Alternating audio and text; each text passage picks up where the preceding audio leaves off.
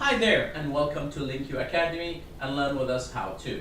So thank you very much for being a subscriber of this amazing YouTube channel, which we will add a lot of programs and teachings and everything and how to. So basically today we are having a very important topic, and I will talk about it first and then I'll tell you the name of it.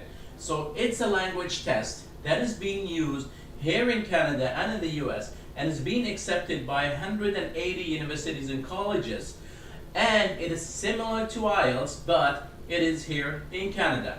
So that test is also, what's amazing about it is you don't have to be on the test centers. You can do it in test centers too, but you can do it online, which is amazing. That just started recently, and it make it easy for people instead of going to the test centers. You can do it from home. That's an amazing one. And as I told you, it's being accepted by 180 universities and colleges. So as an example, I'm taking it for the immigration consultant program. So because we need to have this test before we write the immigration consultant exam.